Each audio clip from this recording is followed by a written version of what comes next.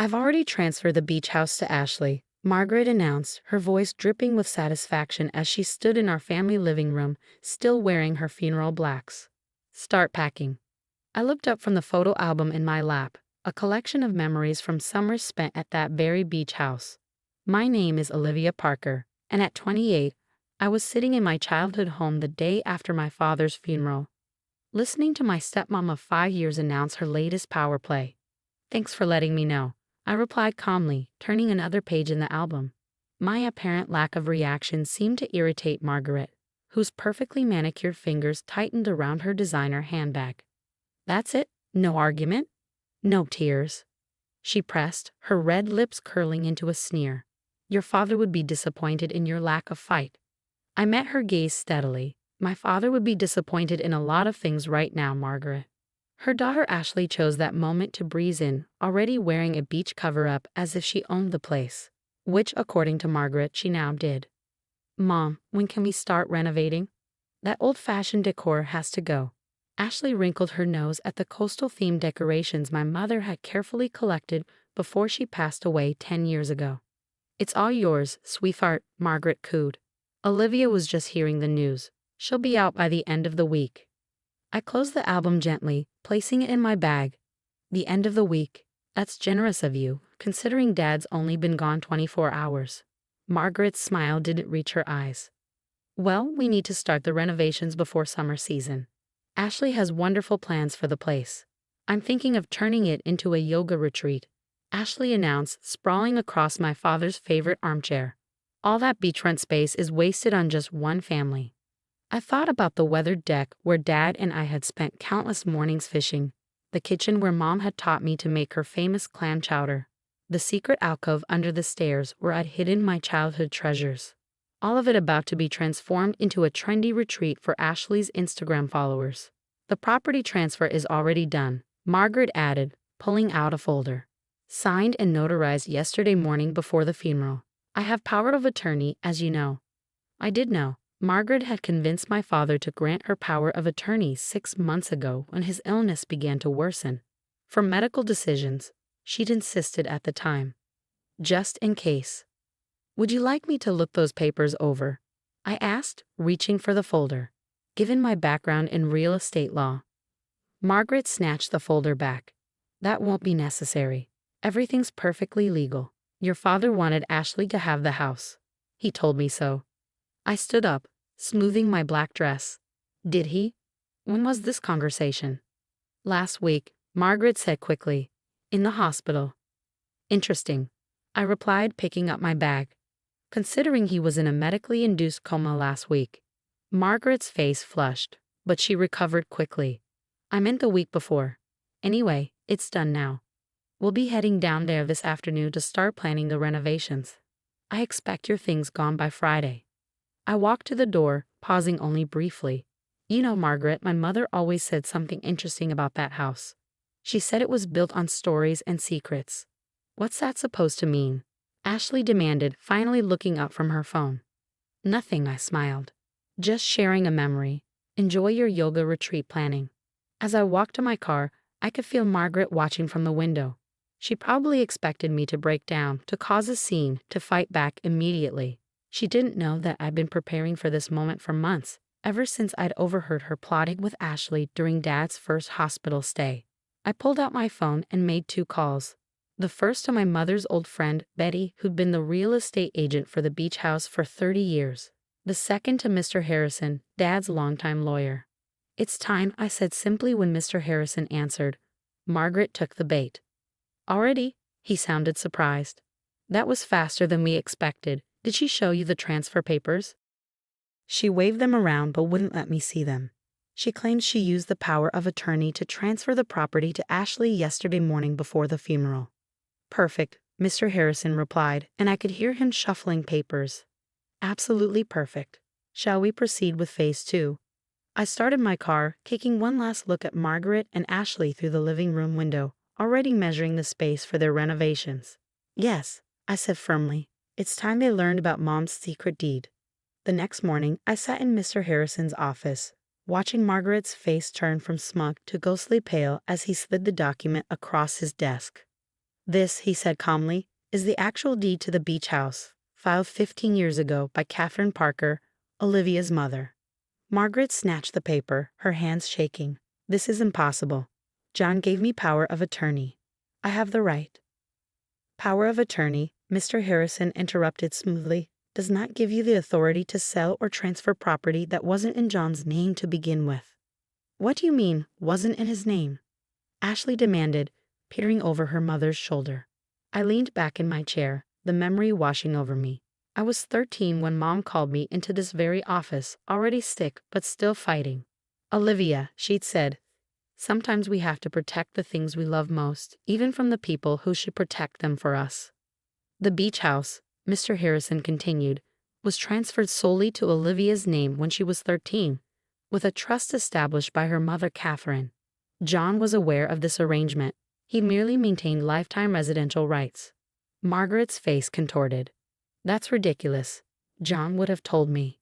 Would he? I asked softly. Like you told him about your plans to turn it into a yoga retreat. Ashley gasped, but Margaret's eyes narrowed. You were spying on us.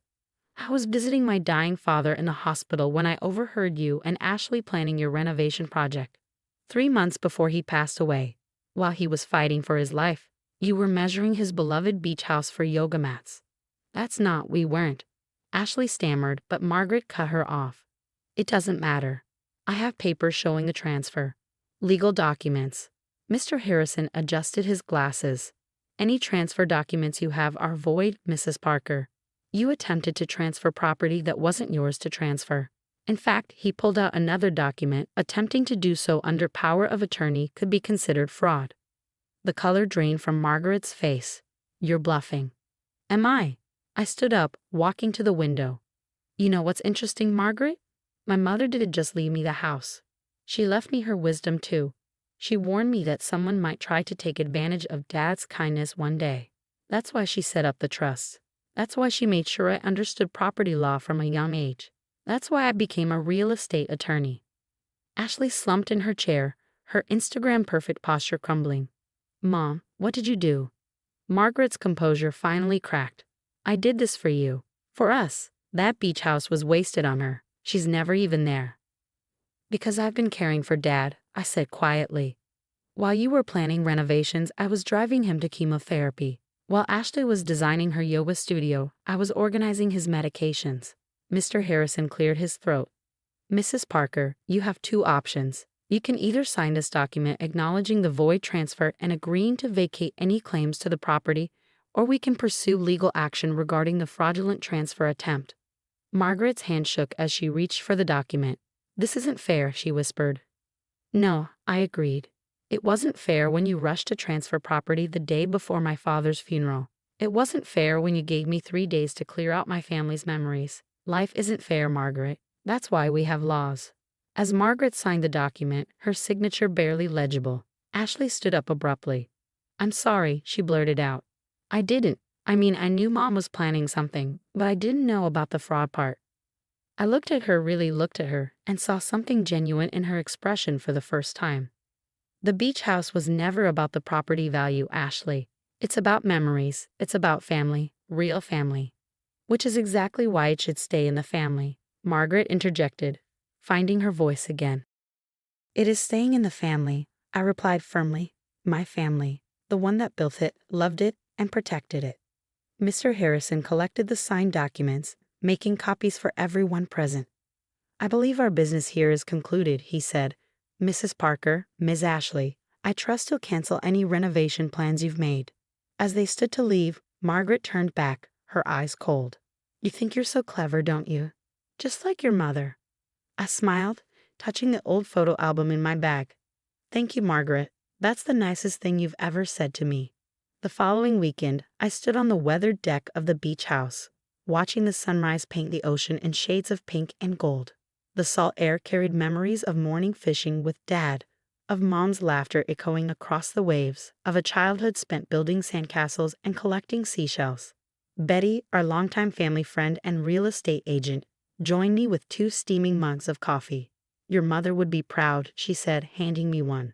She always said you had her spirit and your father's heart. I wish Dad had seen through Margaret's act sooner. I sighed, wrapping my hands around the warm mug. He was so lonely after Mom died. He just wanted to believe in love again. John was a good man with a trusting heart, Betty nodded. But Catherine? She was a force of nature, smart as a whip, always thinking 10 steps ahead. I smiled, remembering how Mom had sat me down in this very spot, explaining why she was putting the house in my name. Sometimes she'd said, love means protecting people from their own blind spots.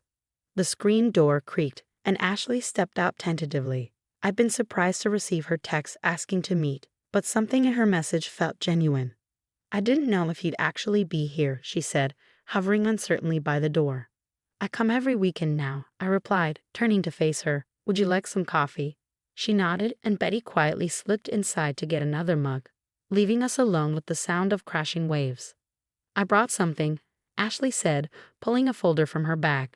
Mom doesn't know I'm here, but I found these when we were packing up our things from the house. Inside the folder were photographs, dozens of them.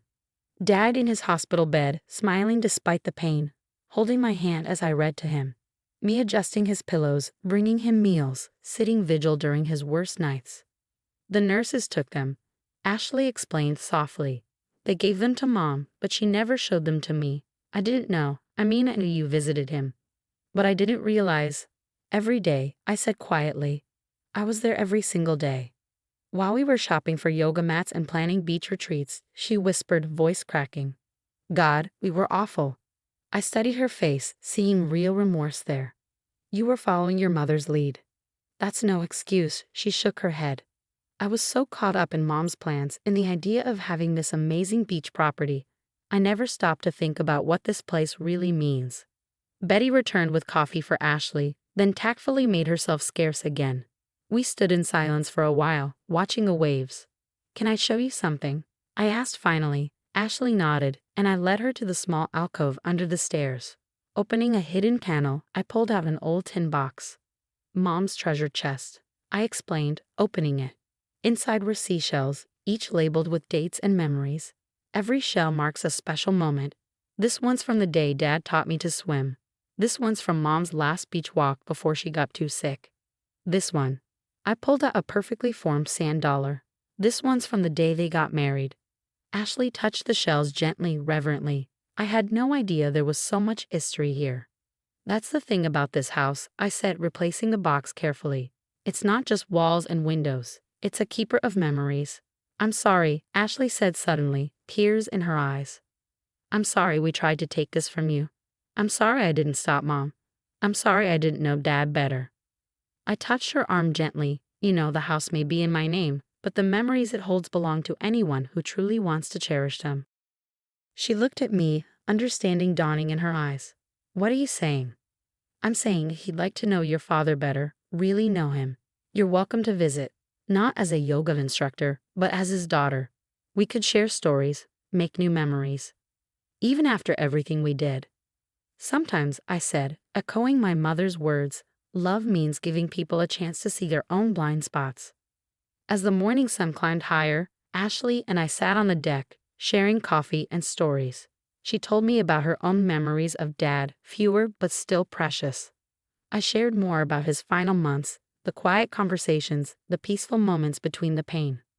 Betty joined us later, bringing out Mom's famous clam chowder recipe and offering to teach us both how to make it.